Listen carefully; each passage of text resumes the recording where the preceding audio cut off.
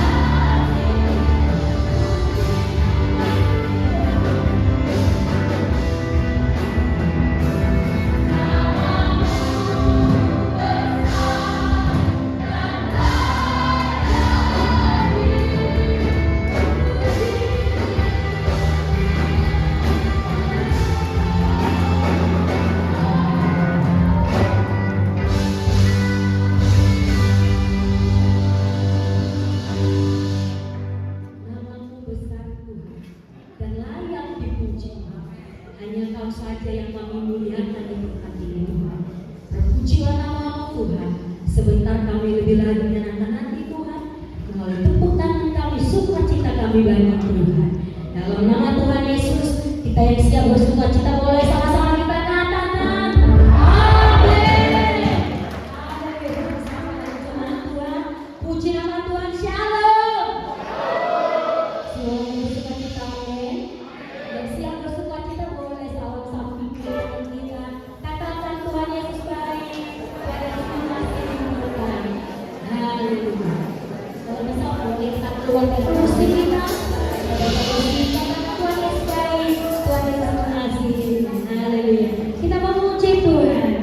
Kita mau memuji Tuhan. Tuhan Yesus kita.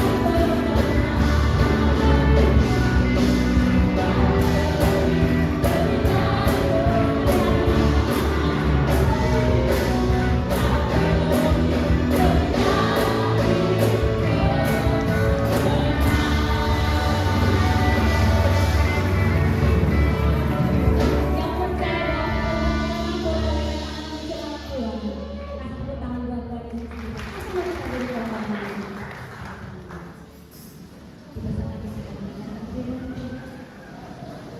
persiapkan hati kita berfirman yang hidup dalam hati kita. Sama-sama menyanyikan pujian untuk Tuhan. Kami siapkan hati kami untuk berfirman Tuhan bersih hidup kami. Kita kami boleh mengerti firman Tuhan pada hari ini.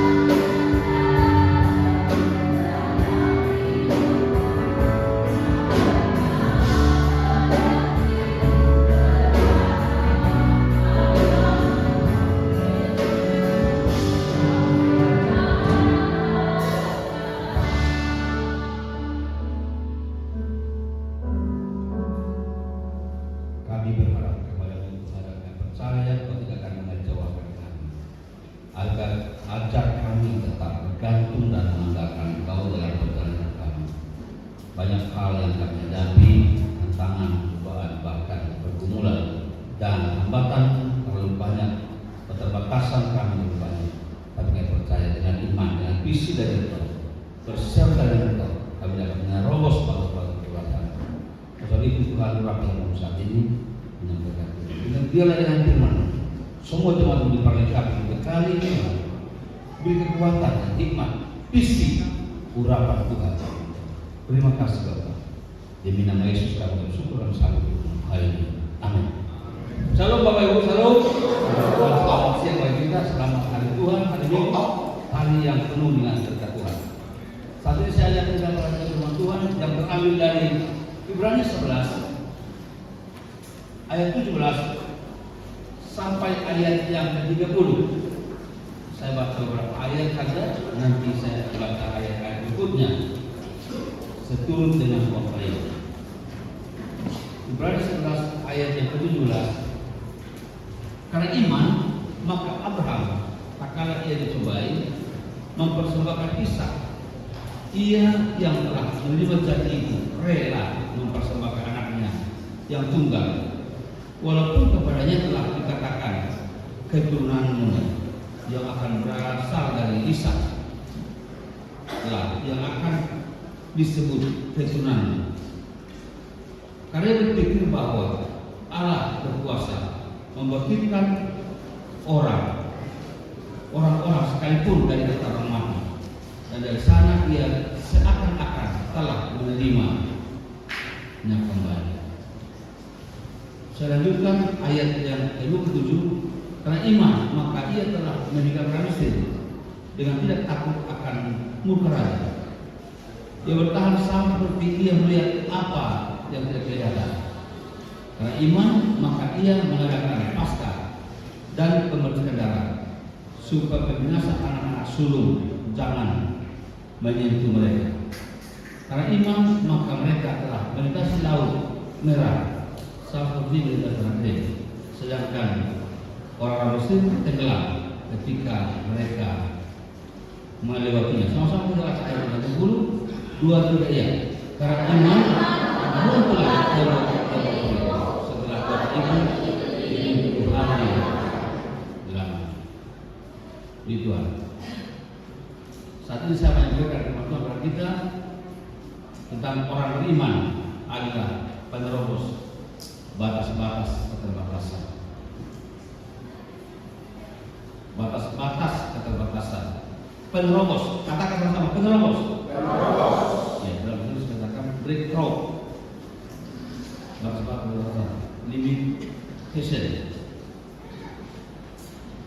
Saya pernah pesawat saudaraku dari negara Tuhan hampir setiap keluar kota ini ke kota lain, bahkan nanti sore hampir ke luar negeri,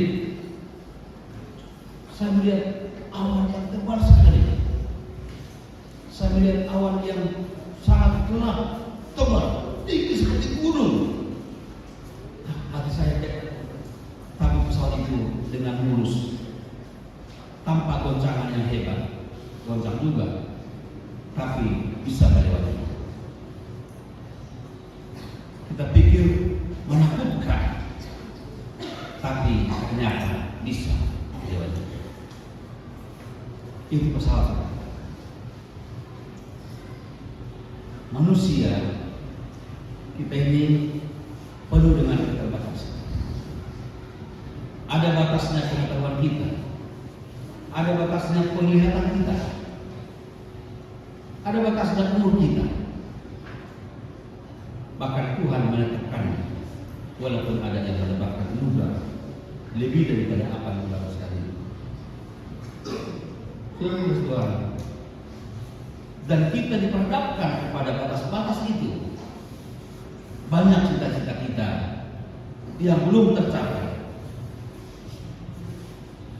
Banyak doa kita yang belum terkabul. Banyak program kita yang belum terlaksana. Banyak kebutuhan kita yang belum tercukupi. Banyak hal yang kita pikirkan yang belum bisa terpecahkan. Kita bisa mengatakan bahwa tidak ada yang mustahil bagi Allah. Amin. Tapi itu sudah biasa dengar, maka sudah hafal di otak kita. Tapi saya mau sampaikan firman Tuhan dalam Markus pasal 9 ayat 3, bukan hanya bagi Allah yang mustahil, tapi katamu jika kau dapat. Sama-sama kita baca bagian kedua. Tidak ada yang mustahil bagi orang percaya. Bilang sama-sama, saya percaya. Sambil angkat tangan jempolnya, saya percaya. Tidak ada yang mustahil bagimu. Amin. Bilang sama saya, tidak ada yang mustahil bagimu. Tutup ke saya, tidak ada yang mustahil bagimu. Amin. Saya amin kali ini. Alkitab berkata, Matius 15, kamulah terang dunia. Kamulah terang dunia. Matius 5 ayat 2. Siapa yang mengatakan itu? Yesus. Bilang sama-sama Yesus. Sama-sama kita katakan Yesus sangat keras. 2, 3 ya. Yesus. Belum. lebih keras lagi. Saya akan lepaskan ini. Sama-sama dengan Yesus. 2, 3 ya. Yesus! Siapa lebih kuat suaranya? Belum pakai ini. Saudara berkasih Tuhan.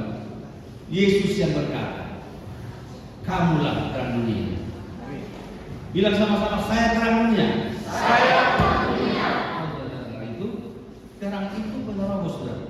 Kalau di tempat ini ada lampu, di luar ada kata malam gelap, maka terang yang ada dalam menerobos keluar lewat jendela. Karena terang itu penerobos. Sama seperti matahari itu terang, sumber terang. Dia sebetulnya menembus awan dan embun dan segala macam di awan-awan sana. Ditembus sampai terang itu ke kita, ke rumah kita, ke hadapan kita. Saya pernah lihat di Google, jarak matahari dengan bumi 152 miliar 100 juta 527 kilometer perjalanan cahaya. Apa sama dengan Google kita? Saya nggak tahu apa sama. Tapi Google saya 152 juta 100.527 kilometer jarak. Tapi yang ajaibnya, begitu terbit matahari, terangnya sampai di Helvetia. Katakan amin, saudara. Masih ada yang belum melihat terang? Pasti kita sudah melihat terang. Jadi terang itu penerobos. Nah sekarang kita mau belajar bersama bagaimana agar orang beriman itu dapat melakukan terobosan terhadap batas-batas keterbatasan. Yang pertama, miliki visi. Dalam bahasa Inggris katakan vision. Vision artinya visi, memandang jauh ke depan. Itulah visi. Memang kita butuh visi. Dalam Alkitab dikatakan kita memang harus punya visi. Amsal 29 ayat 18 berkata, bila tidak ada wahyu. Kalau dalam bahasa Inggris katakan vision. Dalam bahasa Indonesia visi. Bila tidak ada wahyu, menjadi liarlah rakyat. Berbahagialah orang yang berpegang pada hukum. Hukum itu adalah kebenaran. Kebenaran itu adalah firman. Firman itulah sebenarnya terang itu.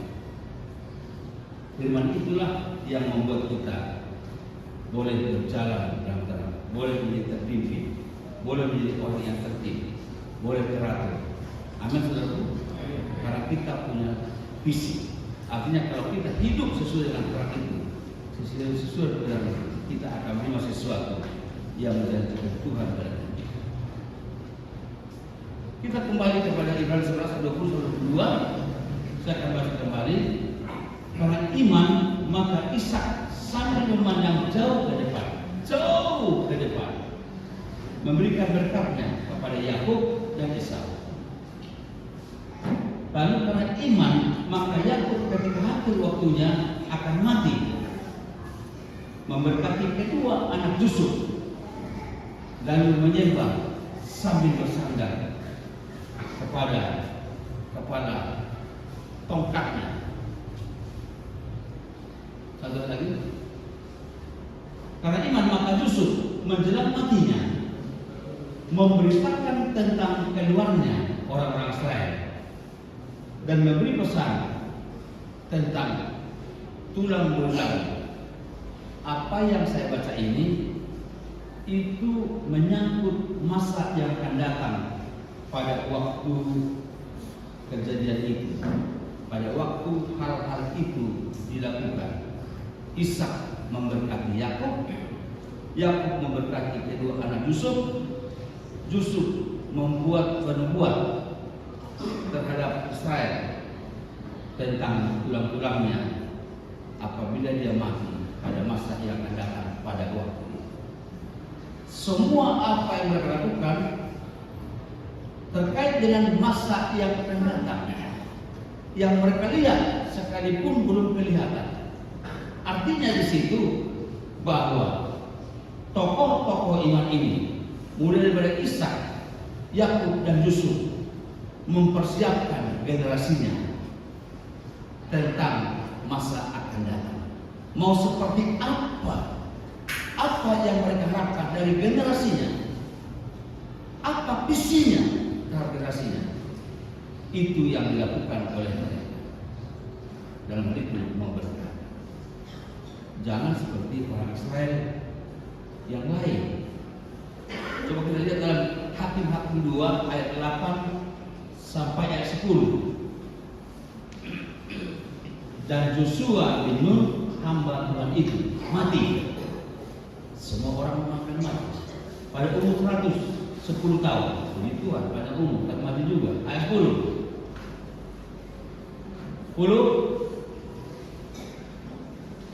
Setelah seluruh angkatan itu dikumpulkan kepada nenek moyangnya, termasuk Joshua tadi, bangkitlah sesudah mereka itu angkatan yang lain yang tidak mengenal Tuhan ataupun perbuatan yang dilakukannya bagi orang Israel.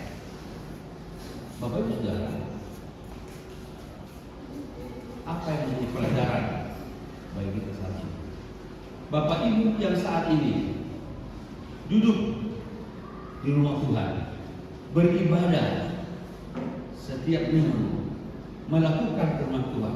Pertanyaan saya, sudahkah Bapak Ibu yakin bahwa anak-anak generasi akan memiliki iman yang sama, akan melanjutkan kehidupan yang sama, akan meniru meladani sifat yang sama? Maka kalau kau menjadi pengikut Tuhan, melayani Tuhan, anak-anakmu masih pengikut Tuhan, melayani Tuhan, atau bagaimana? Untuk hal itu kita perlu memiliki visi, perlu memiliki visi. Untuk hal itu kita mempersiapkan diri, melakukan sesuatu agar jangan seperti orang Israel, Joshua dan barisannya, seangkatannya masih menyembah Tuhan, masih melayani Tuhan. Joshua itu abdi Musa, taat pada pemimpinnya, dan juga abdi Allah, taat kepada Tuhan. Jadi percaya Tuhan. Tapi setelah angkatannya, maka bangkitlah keturunan lain sesudah mereka, angkatan yang lain yang tidak mengenal Tuhan. Persiapkan generasi, miliki visi untuk itu. Maka saya mau katakan bahwa kehidupan beribadah kita adalah juga salah satu investasi kita untuk generasi ke depan. Dan itu harus bagian daripada visi kita. Artinya gini, tidak cukup Bapak Ibu mewariskan berkat, kekayaan, harta kepada anak-anak, tapi memiliki warisan iman, warisan berkat, warisan rohani. Katakan amin. Saya melihat saudara-saudaraku, contoh dekat saja, pernah ada di kota Medan ini. Tergolonglah dia yang terkaya mungkin di Sumatera Utara. Bahkan pernah menjadi salah satu konglomerat di Indonesia, meninggalkan harta yang banyak di mana-mana di Sumatera Utara ini. Saya pernah ke dia di situ ada, saya pernah ke Batam di situ ada hartanya, saya pun tahu di situ ada hartanya. Bahkan luar itu. Tapi saya sudah dia, anak-anaknya berkokon-kokon, hampir mau pembunuhan, ditangani hukum. Walaupun pada akhirnya ada yang bertobat dari para mereka, lalu menjadi hamba Tuhan, menjadi mediator, menjadi pendamai.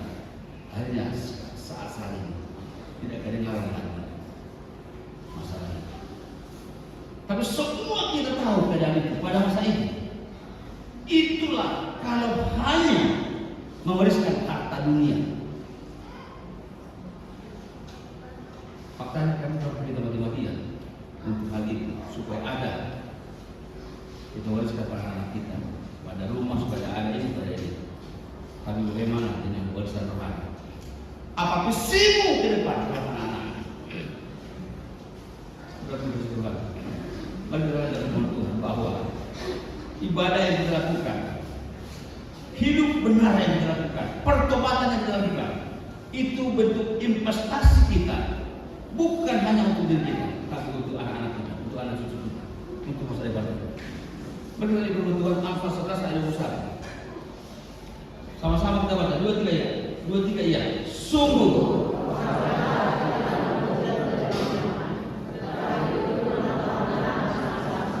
tetapi keturunan orang benar akan diselamatkan. Katakan amin.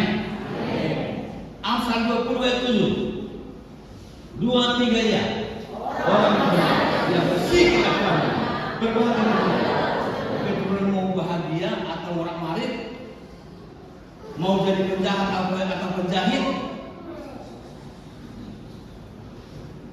jadilah orang benar dan bersihlah kelakuan kita, jalan hidup kita, maka berbahagialah keturunan kita. Orang tua katakan amin. Saudara Tuhan, ini gambaran. Ada jaminan Tuhan dan Tuhan yang bisa menjaga. Generasi dari kita akan dibela Tuhan apabila kita melihara hidup benar, berjalan bersama dengan Tuhan, hidup beribadah, hidup dalam pertobatan.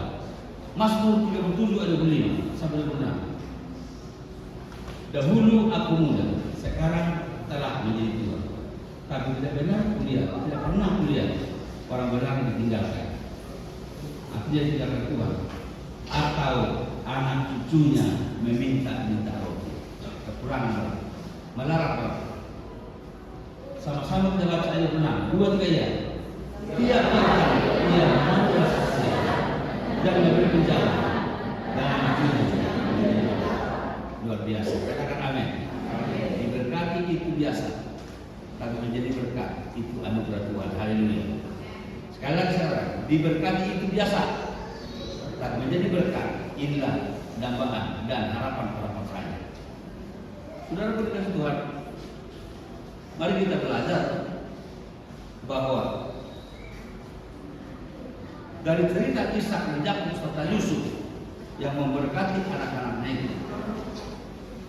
Dari situ kita kembali kepada Ibrani 11:20 sampai 22 bahwa mereka punya visi terhadap generasi. Mereka punya harapan kepada anak cucunya. Mereka memberkati anak cucunya. Mereka mempersiapkan anak cucunya tentang masa yang akan datang.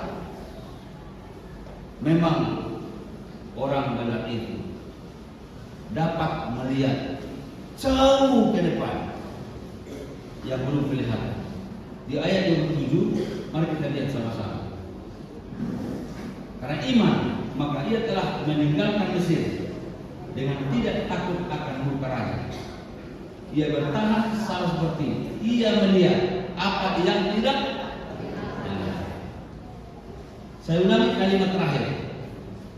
Ia melihat apa yang tidak kelihatan.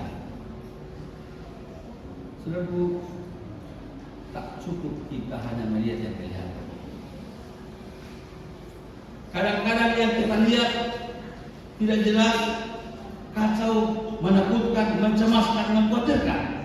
Yang di hadapan kita tidak menghibur kita, tidak menggembirakan kita, tapi kita diajar melihat jauh ke depan. Memang orang percaya itu hidup karena percaya, karena melihat yang tidak kelihatan itu. 25 ayat 7. Kita baca sama-sama itu 25 ayat 7, sama-sama 2-3 ya.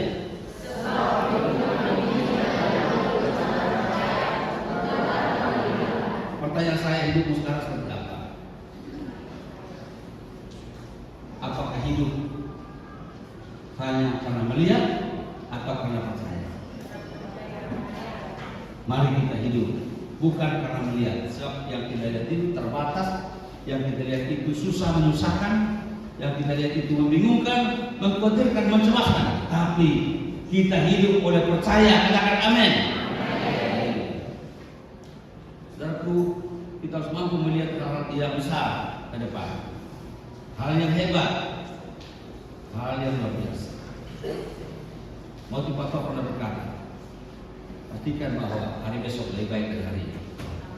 Tahun depan akan lebih baik dari tahun ini. Orang dunia bisa berkata begitu. Lebih dari itu, Tuhan berjanji. Dia persiapkan kita untuk masa depan yang hebat, yang luar biasa. Diberkati Tuhan. Untuk itulah kita perlu bertindak. Untuk itulah kita dapat bertindak. Karena itulah kita dapat bertindak. dapat melintasi batas-batas keterbatasan kita. Saudaraku, secara alami saja kita boleh perhatikan alaminya pengetahuan umum bahwa ada orang yang bisa melintasi batas-batas keterbatasan. Contoh, Ucok Baba. Pernah dengar Ucok Baba? Dia sakit turun. Lebih sakit turun, teror kan nggak ada yang tinggi kali, segini. Itu pun mesti dia pantas karena pendeknya dia. Mohon maaf, sudah pulang dia ke kampungnya. Ucok Baba itu di bawah rata-rata tingginya tapi bisa menjadi presenter TV. Saya sudah pernah ke TV juga, tapi karena korban. Tapi Ucok Baba dibayar orang masuk TV. Jadi presenter yang hebat dia. Dia menjadi artis, dia digolongi artis dia. Kalau dia orang itu tertawa, bukan ngecek dia, tapi tertawa saja. Luar biasa. Dia betul-betul bisa melintasi batas-batas keterbatasannya. Kemudian pernah saya baca buku. Ada yang bernama Helen Keller, seorang wanita cantik, tetapi sudah penuh dengan keterbatasan. Dia tunanetra dan tunarungu. Tunanetra tidak bisa melihat, tunarungu tidak bisa bicara. Akan tetapi dia bisa tamat dari Harvard University, Amerika Serikat. Dia tulis buku. Mohon maaf saya belum pernah baca bukunya, tapi ini secara menyatakan dia masuk di golongan aktivis politik dan pernah menjadi dosen.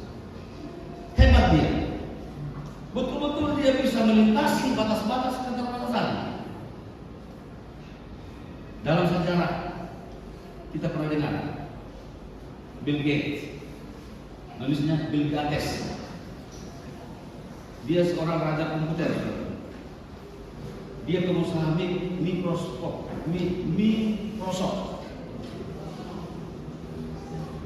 komputer, satu usaha multinasional di Amerika Serikat. Hebat tidak? Dan dia digolongkan seorang pengelola di dunia tahun 1999.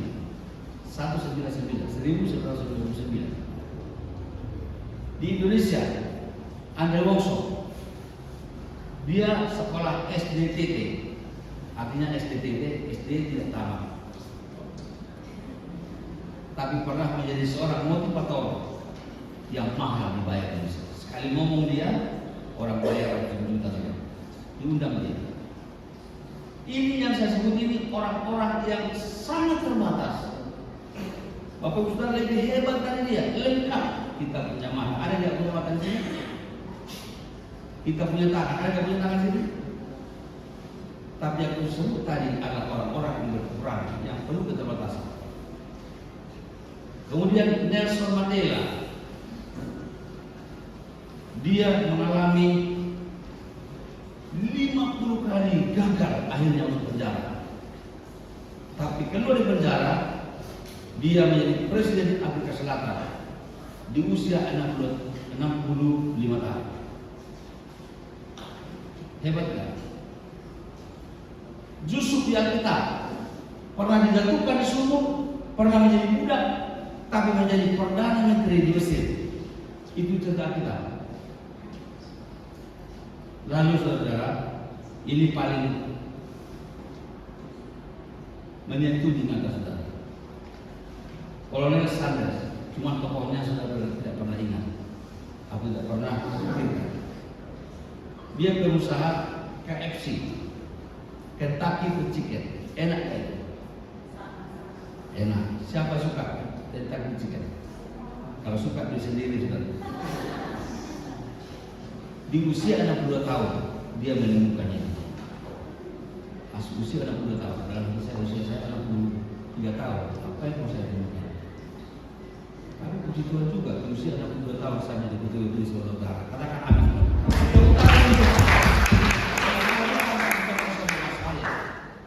Bukan kesombongan saya, tapi kesaksian. Ada proposal di ini loh, ada dokter berapa? Ada orang kolorat, ada anggota jemaatnya 500.000. Ada BBI anggotanya 500.000. Sukses itu, masih orang kerja 500.000 anggotanya. 5 kali banyak kali 3.000, 500.000. Anggota jemaat saya, Bapak Ibu Saudara.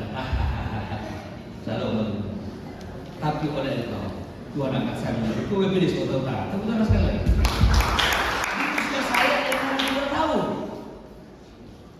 Di usia saya yang 61 tahun waktu itu saya menjadi dokter. Tepuk tangan lagi saudara. Bukan kesembuhan saya, menjadi kesaksian saya bagi saudara. Agar kau tidak stagnan dan tidak putus asa dalam keterbatasanmu. Mungkin kau gagal bangun rumah, gagal kuliah, gagal ini, gagal itu. Saudaraku, jangan pernah putus asa. Engkau bisa melintasi batas-batas itu dengan pertolongan Tuhan. Kita dapat melakukan perkara besar. Haleluya. Tuhan luar biasa. Itu hal yang hebat, saudara-saudara. Kadang-kadang kita karena pikiran kita, hati kita membuat kita ciut dan kita menghambat Allah bekerja dalam kehidupan kita. Oleh sebab itu, mari lewati batas-batas keterbatasan bersama dengan Tuhan. Kita melakukan perkara besar karena tidak ada yang mustahil bagi orang percaya. Amin. Yang pertama, kita harus memiliki visi. Yang kedua, berani mempersembahkan yang tidak lazim. Di orang Betel itu kita tidak berkata, oh ini begini tindakannya, ini begini buahnya, ini kita begini, tidak. Tergantung visi kita, tergantung iman kita, tergantung kehidupan kita, tergantung penyerahan kita kepada Tuhan. Hal yang kedua, dia berani mempersembahkan yang tidak lazim, yang tidak logika. Ibrani 11 ayat yang ke-7, Ibrani 11 ayat yang ke-7, ini tentang Abraham. Karena iman maka Abraham tak kala dia dicobai mempersembahkan Ishak, ia yang telah menerima janji itu rela mempersembahkan anaknya yang tunggal. Apa hal yang luar biasa di sini? Ingat, anaknya yang tunggal, garis bawah. Gak ada 5 anaknya. Dan ini anak janji pula, anak mujizat. Ishak itu anak mujizat. Artinya, anak ini datang pada saat istrinya sudah mandul. Suaminya Abraham sudah tua. Dan itu pun mujizat ditunggu 25 tahun. Karena gaji itu mereka terima 75 tahun. Kalau saudara, saya berjanji saya akan berikan sesuatu padamu, Pak. Tapi tunggu 25 tahun, siap? 25 tahun? Mungkin salah satu jawabnya, udah mati aku di situ. 25 tahun lagi. Tapi Abraham tunggu 25 tahun. Anak yang ditunggu 25 tahun itulah anak janji pula. Tuhan yang menjanjikan dari yang satu inilah keturunannya akan seperti bintang di langit, seperti pasir di laut. Tapi dia cobai, dia minta itu. Itu yang saya maksud persembahan yang lazim, pemberian yang tidak wajar lagi. Makanya saya katakan tadi di GBI itu, di orang beriman itu, dia tidak bisa berkata menjustis orang. Ini kira-kira begini yang ini. Kalau persembahan Natal sekarang diminta ada opsi, ada 1 juta, ada 500.000, 700.000 sekian, kita bisa dapat yang ini paling segini, paling ini. Jangan. Tergantung apa motivasi saudara, tergantung bagaimana iman, apa visi dapat, bagaimana tindakan. Itu yang menentukan. Saudara dikasih Tuhan, Abraham tidak mungkin akan mendapatkan anugerah bukan mujizat. Tapi Tuhan berjanji keturunannya akan menjadi seperti bintang di langit seperti pasir laut. Lalu kita Tuhan, memang Tuhan berjanji Tuhan akan menggenapinya. Istilahnya pegang janji Tuhan. Amin saudara. Tapi Tuhan coba dia, Tuhan minta anaknya yang tunggal itu. Untung dia tidak berkata, kau yang berjanji, kau yang mengikat. Ada lagu itu bukan realisasi, bukan. Itu dari otak manusia yang tidak bertobat. Tuhan Abraham tidak berkata seperti itu. Ya, oke lah, itu persembahkan. Dia tidak kompromi dengan istrinya. Dia persembahkan, dia bawa saudara. Itu yang saya maksud. Berani mempersembahkan persembahan yang tidak lazim. Karena apa? Karena visi, karena iman. Artinya begini, imannya tidak mempengaruhi pikirannya. Kalau pikirannya pasti 25 tahun ditunggu. Tuhan pula yang memberi berjanji. Anak tunggal, aku sudah tua, istriku sudah mati, sudah tua. Itu pikirannya. Tapi imannya kepada Tuhan tidak mempengaruhi pikirannya. Justru imannya menguasai pikirannya. Imannya yang mendominasi pikirannya, bukan pikirannya melemahkan imannya. Kenapa? Karena di ayat 19, di surat 19, karena ia berpikir bahwa Allah berkuasa membangkitkan orang-orang sekalipun dari antara orang mati, dan dari sana ia seakan-akan telah menerimanya kembali. Amin Bapak Ibu? Bisa paham? Karena konsepnya waktu itu, kalau persembahkan itu mati, dibakar. Konsep persembahan pada masa itu diikat dulu domba itu, atau kalau Ishak diikat dulu, dibakar, persembahan itu hangus.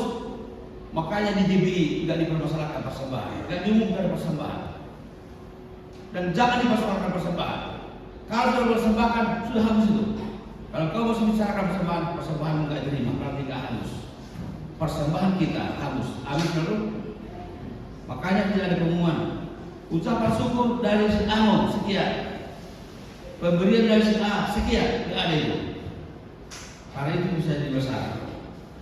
Kalau nggak diumumkan persembahan saya.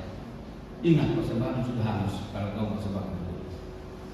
Itu diketahui oleh Abraham. Tapi dia percaya sekalipun mati, Allah bisa membangkitkan dari antara orang mati. Jangan pakai pikiran kita yang terbatas itu. Kadang-kadang pikiran kita lah yang mengkritik firman Tuhan. Pikiran kita lah yang memprotes kebenaran, sehingga kita tidak mampu bertindak sesuai dengan iman kita. Karena iman kita dirusak oleh pikiran kita. Oleh sebab itu biarlah jadilah iman kita lebih mendominasi pikiran kita. Amin saudaraku. Karena orang percaya hidup oleh iman, bukan oleh pikirannya. Jadilah seperti iman, bukan seperti pikiran. Katakan amin. Yang ketiga, bertindak dengan iman adalah menerobos untuk mengalami keajaiban daripada Tuhan. Ibrani 11:3-27. Karena iman maka Musa setelah ia lahir disembunyikan selama 3 bulan oleh orang tuanya, karena mereka melihat bahwa anak itu elok rupanya dan mereka tidak takut akan murka, tidak takut akan perintah raja. Oh saudara-saudara, disembunyikan anak itu. Apa konsekuensinya?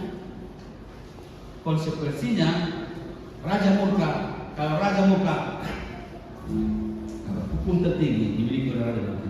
Firaun itu dianggap Tuhan di Mesir. Maka apapun dikatakan itu jadi. Hukum masih hukum riba pada waktu. Tapi karena iman, maka orang tua Musa bertindak menyembunyikan Musa bayi itu selama berapa? 3 bulan. Apa hal yang mendasar yang dimiliki oleh orang tua Musa, mamanya, ibunya, nggak tahu apa itu. Iman, kasih. Tapi sayang punya kasih, punya iman wanita-wanita lainnya, tapi tidak pernah bertindak. Saya mau tanya, adakah ibu-ibu yang melahirkan anak tidak mengasihi anak yang dilahirkannya? Ada di sini ibu tidak mengasihi anaknya? Kalau ada pun ibu tidak mengasihi anaknya, pasti dia tidak mengakui. Betul kan? Walaupun dia tidak mengasihi, dia tidak aku tidak mengasihi anakku. Itu luar biasa, bukan luar biasa, luar binasa. Pasti semua ibu-ibu mengasihi anak yang dilahirkannya. Amin. Semua ibu-ibu mengasihi anak yang dilahirkannya. Dan saya percaya ada persamaan ibu-ibu di HPT ini dengan ibu-ibu yang ada di Mesir. Tapi tahukah Bapak Ibu, ratusan, ribuan bayi-bayi yang baru lahir dibunuh oleh orang Mesir waktu itu. Lahir dia laki-laki hidupnya mati, disekik lehernya mati. Tapi bagaimana dengan Musa? Kenapa selamat? Ibunya bukan hanya punya kasih, bukan hanya punya iman, tapi berani bertindak. Inilah memang yang bisa melakukan terobosan. Itulah yang menyelamatkan Musa bayi itu dari tangan Firaun. Saudaraku, luar biasa. Musa selamat, dan Musa selamat itu menjadi penyelamat. Memang orang beriman jangan takut masalah, tapi hadapi masalah itu bersama dengan Tuhan. Amin, saudaraku. Banyak orang Kristen meninggalkan gereja karena masalah. Banyak pekerja meninggalkan pelayanan karena masalah. Banyak keluarga yang meninggalkan keluarga karena masalah. Saya mau sampaikan pesan dari Tuhan. Jangan tinggalkan pelayanan karena masalah. Jangan tinggalkan gereja karena masalah. Karena kau pindah alamat, apa boleh buat? Tapi jangan karena masalah. Karena meninggalkan masalah akan menemui masalah baru.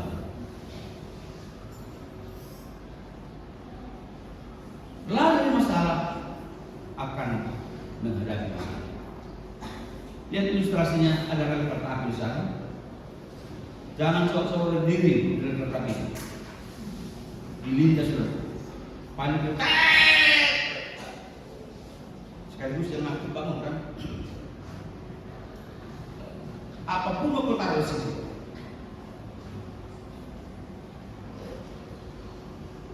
Dilindas. Karena dia tidak mau menyimpang dari relnya, karena ada sesuatu di depannya. Jangan pernah lari dari rel kehidupan karena masalah. Tapi hadapi masalah, berani bertindak dengan iman. Itu penerobos. Bersama dengan Tuhan, kita lebih daripada pemenang. Amin, saudaraku.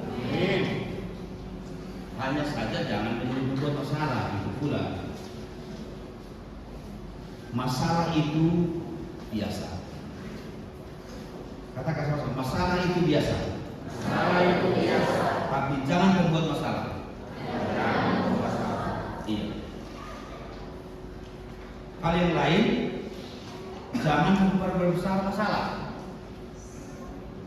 Supaya ingat, ulangi kalimat ini, jangan memperbesar masalah.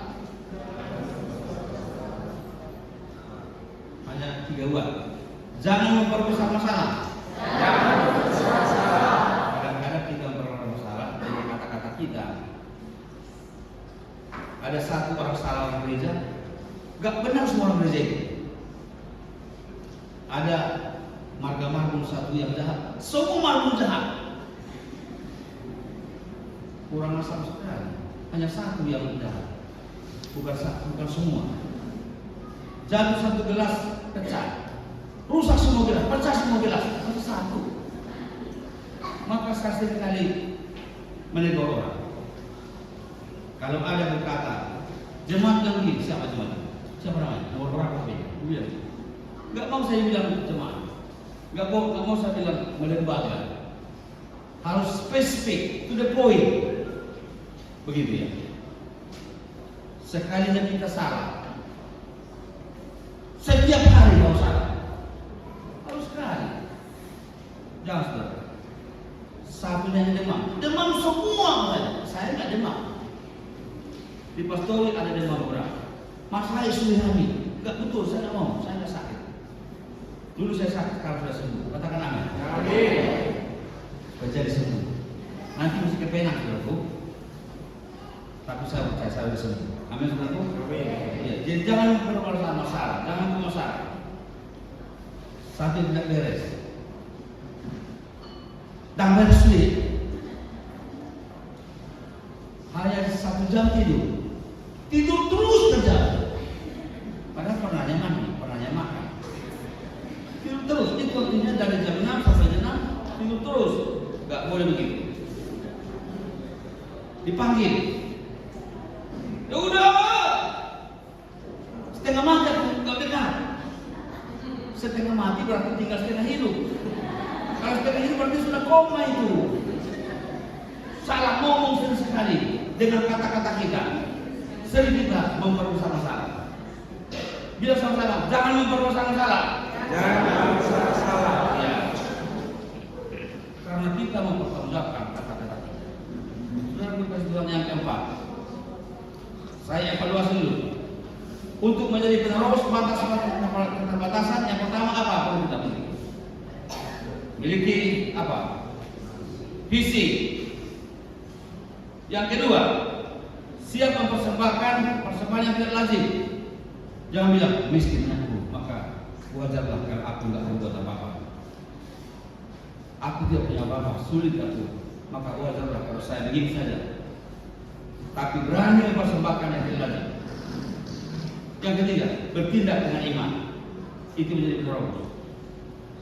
Yang keempat, ketaatan pada perintah Tuhan adalah rahasia terobosan iman.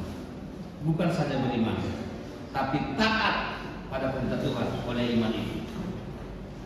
Ayat 27 kita baca ulang. Sama-sama 2, 3 ya. Karena iman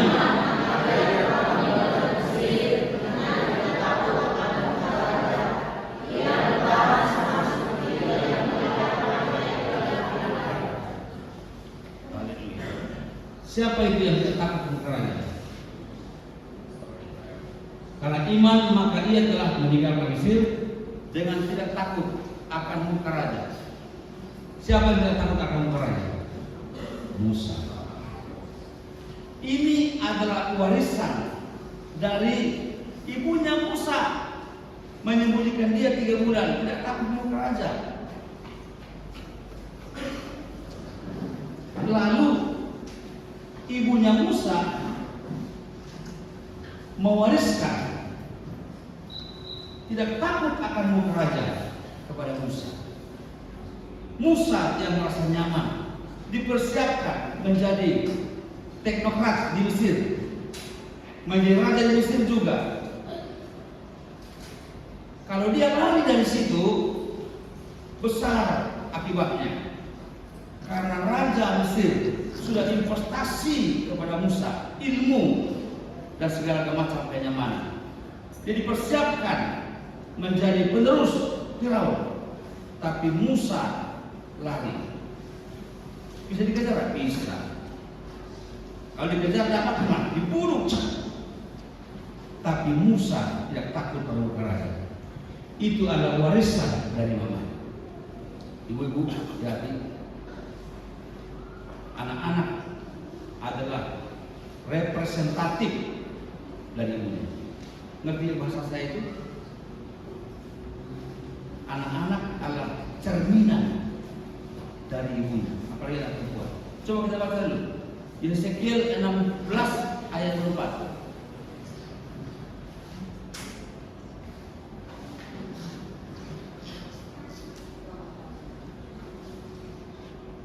Sama-sama. Bukan. Yesekiel 16 ayat 24. 45. 44. 2, 3 ya. Lihat.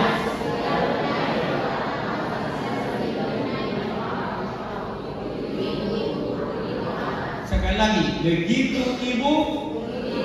Sekali lagi, begitu ibu. Hanya ibu-ibu mengucapkan. 2, 3 ya. Bu, wariskan warisan iman pada anak-anak. Apalagi anak perempuan. Saya bersaksi dulu. Saya tertarik dengan istri saya ini. Pada waktu kami sudah hampir 3 tahun bersama-sama, dia serama. Kami belum pacaran, tanya dia. Kami pacaran bukan waktu sekolah selama 3 tahun. Tapi ketika saya pergi ke Tanah Jawa, lalu mertua saya undang saya ke rumah, kasih makan, ada potong ayam, kasih makan. Habis itu mau pulang dikasih PK, pasokan kasih. Pada waktu itu 1000-nya memang. 1000, tapi udah banyak itu waktu itu tahun 85. Aduh, luar biasa ini. Aku masih muda. Aku tidak terlalu ganteng, aku biasa-biasa. Tapi harganya. Berarti anaknya pun seperti ibunya ini, yang di Medan ini. Mulai saat itu terpikir saya, anaknya ini pasti bagus yang di Medan ini. Waktu itu pacaran lain dia. Udah mau nikah pula. Saya tunggu saya. Selama 3 tahun kami bersama-sama, pacaran kami, bukan dia pacaran. Pacar dia pun bukan saya. Tapi ketika mamanya melakukan yang terbaik bagi saya, undang saya makan, kasih makan, enak. Dan dia bilang setiap hamba Tuhan datang, memang saya kasih makan sama katanya. Ya Lena, dalam hidup saya berarti anakmu juga bagus. Hati-hati ibu, kalau anakmu mau baik, baiklah itu. Miliki visi untuk anak-anak kita. Wariskan warisan iman. Amin. Akhirnya dia menjadi istri saya. Modalnya adalah melihat sifat ibunya. Melihat sifat ibunya bukan sifat dia. Dia pacaran lain kok. Begitu pisah dia dari pacarnya, saya siap untuk menggantikan. Dan ternyata dia sangat baik. Amin betul. Maka kalau ada hamba Tuhan kami selalu sambut. Jadi kalau ada hamba Tuhan kami cepat pergi itu bawa makan, yang bayar dia. Gak pernah kita hitung-hitungan kalau hamba Tuhan. Kalau datang hamba Tuhan, mungkin persembahan 1 hari itu habis kami kasih. Bawa makan udah berapa? Gak pernah bawa di warung-warung, enggak, restoran enggak mudah. Di mana yang terbaik itu? Di apa? Mana itu? Gembur Puri. Situ makan kami kalau ada hamba Tuhan. Dia yang dulu bayar. Betul, saya tidak kecewa. Pada itu ibu lihat ini. Ibu-ibu adalah representatif, anak-anak adalah representatif dari ibunya. Bahasa ini begitu ibu, begitu anak. Kalau ada anak-anak yang baik, mari perbaiki kelakuanmu, wariskan sikap rohani, sikap iman terhadap anak. Kita perhatikan perkataan ketaatan pada perintah Tuhan adalah merupakan rahasia terbesar. Itu Musa berani meninggalkan Mesir, tidak takut murka raja. Itu dimulai dari ibunya, tidak takut murka raja. Lalu ayat 28, munculkan 28, Kejadian Ibrani 11. Karena iman maka ia mengadakan Paskah dan memancarkan darah supaya pembinasa anak sulung jangan menyentuh mereka karena iman. Mereka melintasi laut, ada Paskah keluar Mesir, melintasi laut. Masalah yang besar itu laut dengan tongkat yang kecil. Tapi karena diperintahkan Tuhan, ulurkan tongkat itu, diulurkan, laut terbelah. Luar biasa. Setelah menyeberang laut, kemudian ada tembok Jeriko. Keliling 7 hari. Keliling sambil nyanyi. Mungkin nyanyi Allah Kera, Allah Kuasa melakukan nyanyi lama. Atau Allah kita heran dan besar, Allah yang heran pilih 7 kali. Atau dalam nama Yesus, dalam nama Yesus.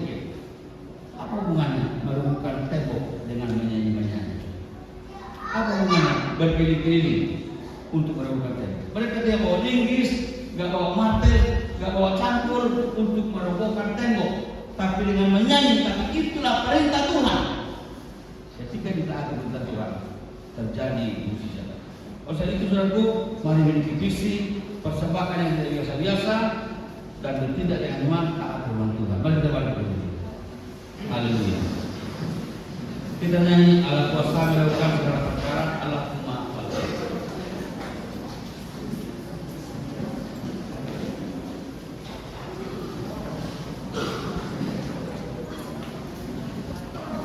Saya tidak tahu saudaraku hambatan apa yang sedang kau alami, keterbatasan apa yang sedang menghambat cita-citamu, programmu, rencanamu. Mari memiliki visi dari Tuhan. Lihat yang tidak kelihatan bersama dengan Tuhan. Pakai kacamata iman, pakai kacamata kebenaran firman Tuhan. Bukan apa kata manusia, bukan apa katamu, tapi apa kata Tuhan. Berani mempersembahkan yang tidak baik. Kata orang engkau yang paling miskin, tapi kata Tuhan mungkin engkau yang paling kaya. Sebab engkau memiliki iman, engkau memiliki apa yang dimiliki oleh Tuhan. Bertindak dengan iman dan taat perintah Tuhan. Allah kuasa. Terlalu rendah, sesuaikan dengan lagu.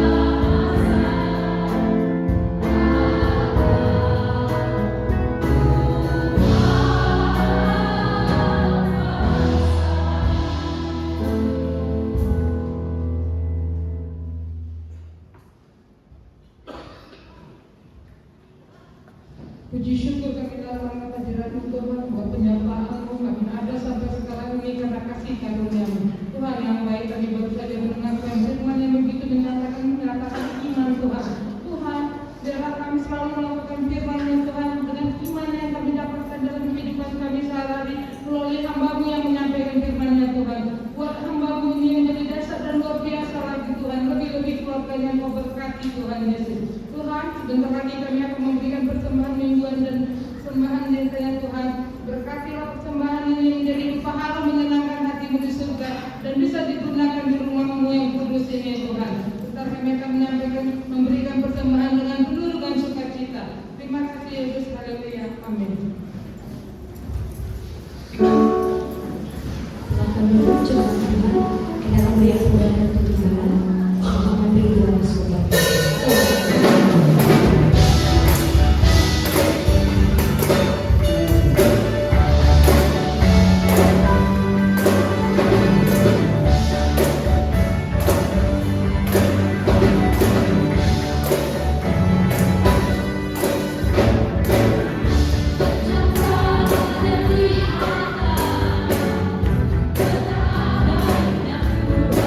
Thank you.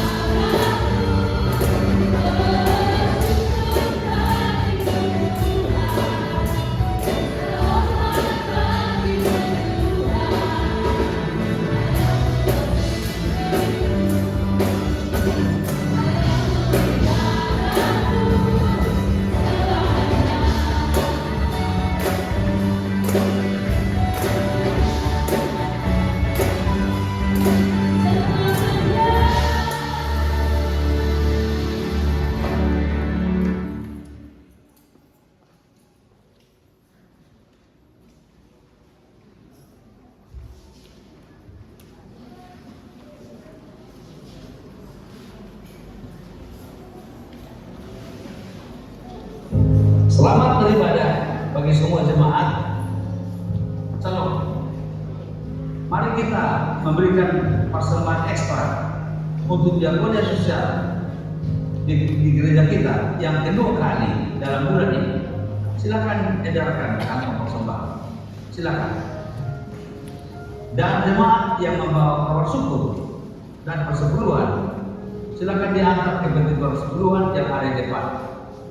Mari kita lakukan firman Tuhan ini sesuai dengan firman Tuhan yang tertulis dalam 2 Korintus 9 ayat 10. Ia menyediakan benih bagi penabur dan roti untuk dimakan. Ia juga yang akan menyediakan benih bagi kamu dan melipat gandakannya dan menumbuhkan buah-buah kebenaran. Kamu akan diperkaya dalam segala macam kemurahan hati yang membangkitkan syukur kepada Allah oleh tarakan. Yang saya percaya benih itu yang dimaksud dengan benih adalah persekutuan kita dan kabar syukur. Jangan makan benih, nanti tidak akan panen. Tapi jangan tabur roti, nanti busuk. Lakukan doa ini pasti Tuhan memberkati. Salam.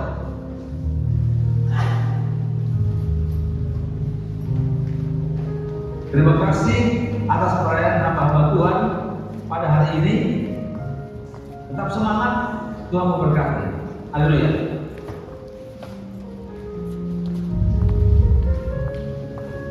Selamat beribadah bagi semua jemaat yang hadir saat ini.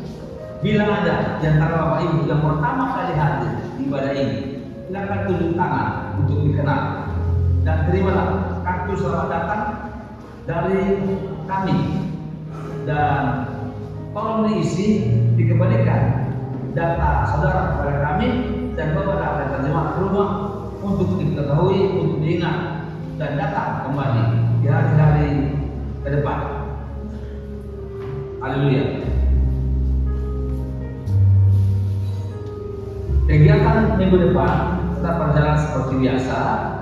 Ada ibadah pria setia, ada ibadah wanita Bethel Indonesia, ada ibadah pemuda, ada doa tengah minggu, ada ibadah KSPJ gelombang pertama hari Rabu, gelombang kedua hari Jumat, masing-masing 10 tempat. Baca di warta mengenai tempat dan waktu ibadah-ibadah ini. Hadirlah ibadah-ibadah ini. Jadi pertumbuhan rohani kita untuk kemuliaan bagi nama Tuhan. Terkhusus ibadah raya setiap minggu, gelombang pertama, gelombang kedua, gelombang ketiga.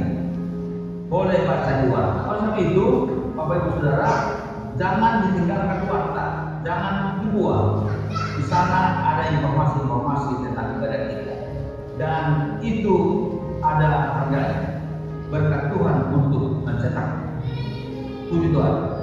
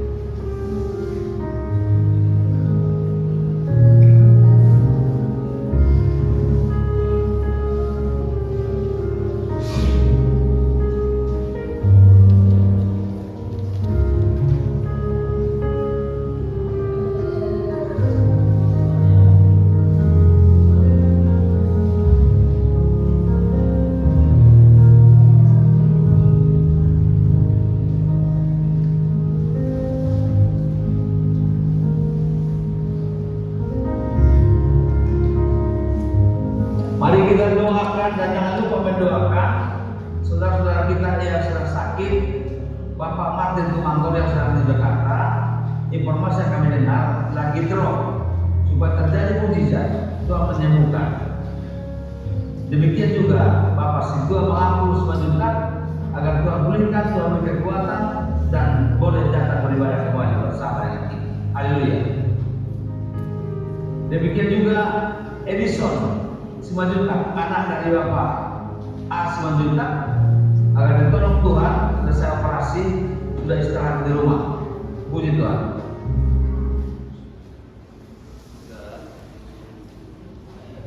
Serius kita ini, kita dukung dengan doa Bapak Martin Jinting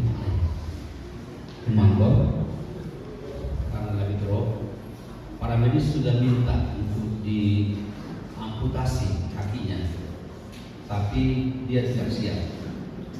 Maka kemungkinan akan dibawa ke Penang, dan kalau di Penang juga bisa, supaya Tuhan yang beracara. Amin, saudaraku. Yang pertama supaya imannya kuat, supaya keluarga dikuatkan untuk menguatkan. Ya, demikian Pak Situa kita mengampun supaya dipulihkan Tuhan, dan Winda juga kami minta informasinya sudah semakin sehat. Ya, puji Tuhan, harapan kita suatu saat bisa beribadah bersama kita. Dan Elisa juga yang mengoperasi kepalanya supaya Tuhan menyempurnakan semua. Doakan juga kami nanti akan ke Penang pada siang ini, dan insya Allah akan. Jadi saudaraku, bukan karena tidak ada masalah kita bisa bersuka cita, bukan karena tidak ada masalah kita bisa melayani, tapi melayani dulu, bersuka cita dulu. Tuhan yang punya urusan. Amin, saudaraku. Sekali boleh kami langsung ke Penang. Kesana nggak boleh pakai sandal. Pakai apa sandal? Pakai uang lah. Nggak boleh pakai sandal, katanya, pakai uang. Tapi kita percaya Tuhan akan tolong. Ini Tuhan, nggak terlalu banyak informasi tentang ini. Yang pasti ke depan kami ada dengan iman. Amin, saudara. Jadi jangan buat.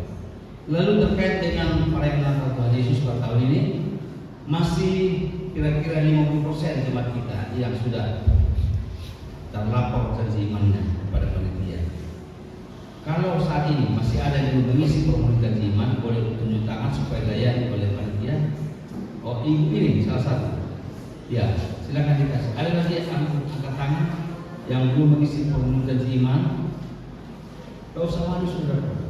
Kami pun mengisinya juga. Ya.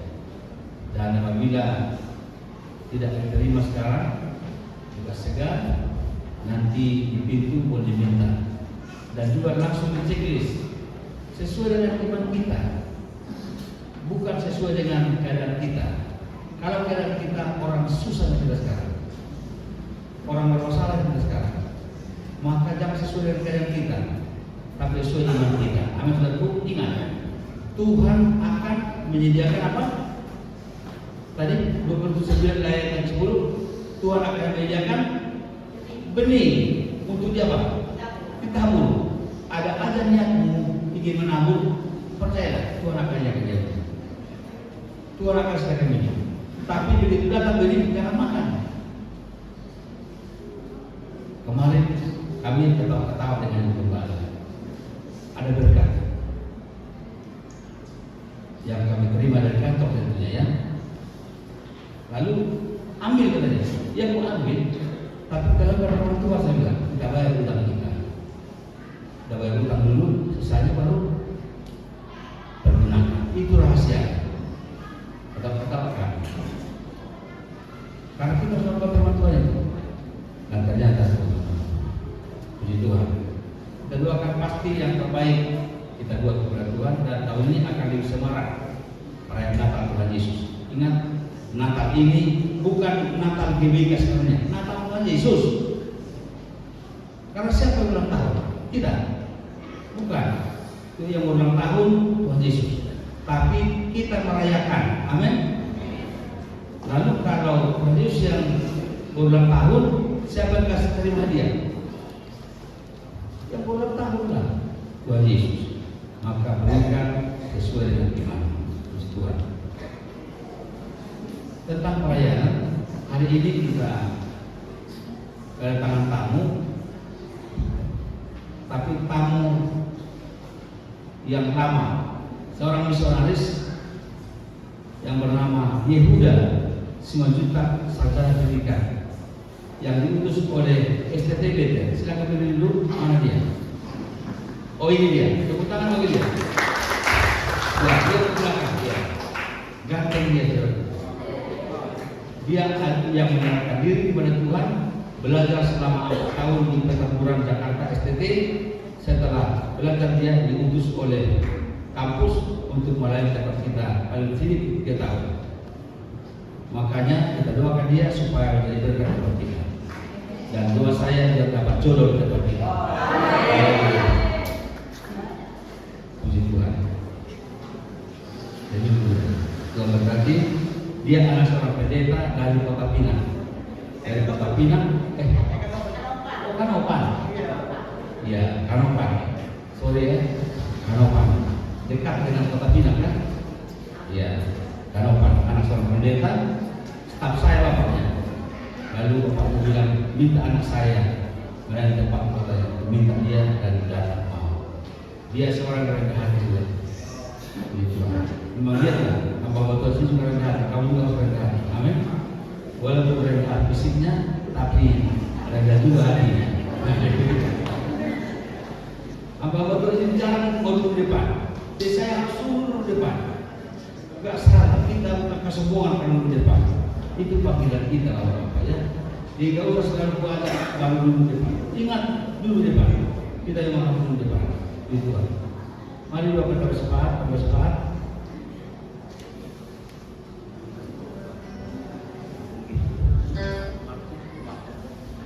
Baik, sebelum kita berdoa, kita angkat pujian kita, kami memuji kebesaran.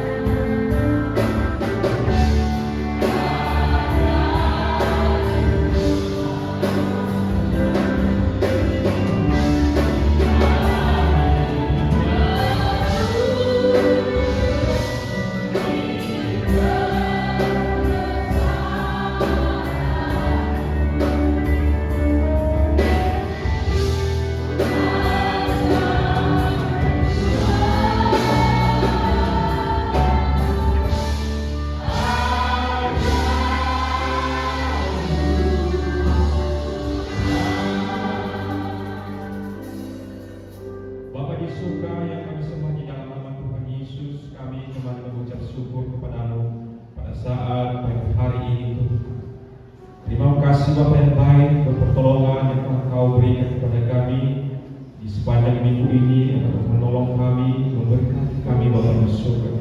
Dan pada pagi hari ini kami mengucap syukur kami kepada Engkau. Terima kasih ya Tuhan Allah kami. Tiada balasan daripada kami selain daripada mengucap syukur kepada Engkau pada saat pagi hari ini. Bapa di surga, begitu juga dengan saudara-saudara kami yang bersalah kepada kami. Pada pagi hari ini juga Tuhan kami mau melepaskan di dalam nama Tuhan Yesus, supaya kami sama-sama diampuni di hadapan-Mu pada pagi hari ini. Terpuji dan termulia Engkau Bapa di surga.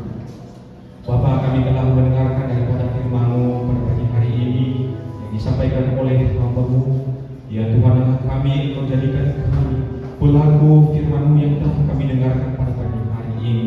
Engkau jadikan Tuhan firman-Mu ini menjadi suluh di depan kaki kami dimanapun melangkah, di depan kami di Bapa di surga. Terima kasih ya Tuhan, terima kasih Bapa yang baik. Kami orang yang lemah, yang banyak kekurangan Tuhan. Oleh karena Engkau bersama dengan kami sanggup menolong, kami bisa Bapa di surga. Terpuji Engkau ya Tuhan. Hamba-Mu yang telah melayani kami serahkan kehidupannya ke dalam tangan-Mu. Engkau Tuhan memberikan kekuatan, Engkau memberikan kesehatan kepada hamba-Mu, Bapak pendeta kami di dalam nama Tuhan Yesus. Engkau berikan umur yang panjang kepada-Nya Bapa di surga. Di dalam nama Tuhan Yesus, dalam nama Tuhan Yesus. Terlebih pada saat ini juga kami berdoa buat saudara-saudara kami yang sedang sakit pada saat ini Bapa di surga, di mana ada saudara kami Bapak Tumangga Bapa di surga, dan begitu juga dengan Bapak Simanjunta dan juga saudara kami Linda, begitu juga dengan saudara kami Edison. Bapak di surga, pada saat ini kami mengangkat tangan di dalam nama Allah Bapa di surga. Engkau ulurkan tangan-Mu yang penuh dengan kuasa dan menjamah mereka pada saat ini. Apapun penyakit mereka Bapa di surga, Engkau jamah dan Engkau sembuhkan mereka di dalam nama Tuhan Yesus. Iman kami mengatakan penyakit mereka telah disembuhkan di dalam nama Tuhan Yesus. apapun yang mereka butuhkan, yang mereka perlukan pada saat ini, Tuhan telah menyediakan, Tuhan telah membukakan jalan dalam nama Tuhan Yesus. Dalam nama Tuhan Yesus, kasihani mereka Bapa di surga, kasihani keluarga mereka, ampuni mereka dari segala kesalahan dosa mereka Bapa di surga, supaya tidak menjadi penghalang berkat-Mu di dalam kehidupan mereka. Terima kasih Bapa, terima kasih Tuhan. Dan begitu juga di mana Tuhan pada hari ini nanti hamba-Mu, Bapak Pendeta kami dan keluarga akan pergi ke Penang Bapa di surga untuk kontrol. Bapa di surga, Engkau lindungi, Engkau sertai, Engkau tutup bungkus mereka dengan kuat kuasa darah-Mu yang kudus Bapa di surga. Pesawat yang mereka tumpangi, lindungi Bapa di surga. Engkau Tuhan yang menjagai mereka pergi pulang ke tempat ini tanpa kurang suatu apapun dalam nama Tuhan Yesus. Dan begitu juga kami yang ditinggalkan di tempat ini, jagai dan lindungi kami juga Bapa di surga. Berikan kami kekuatan, berikan kami kesehatan, bahkan Engkau memberikan damai sejahtera di dalam kehidupan kami semuanya. Terima kasih Bapa di surga. Pelayanan kami sepanjang minggu ini kami serahkan di dalam tangan Tuhan. Kau berikan kami hati yang selalu senantiasa Tuhan untuk melayani Engkau apapun pelayanan yang akan kami lakukan di sepanjang minggu ini. Bahkan Tuhan, kami berdoa kepada-Mu buat pelayan-pelayan hamba Tuhan yang telah mengambil bagian untuk pelayanan pada hari ini. Ya Tuhan, Engkau yang selalu senantiasa memberikan kekuatan kepada kami dalam nama Tuhan Yesus. Dalam nama Tuhan Yesus, kami telah memberikan persembahan kami kepada Engkau ya Tuhan.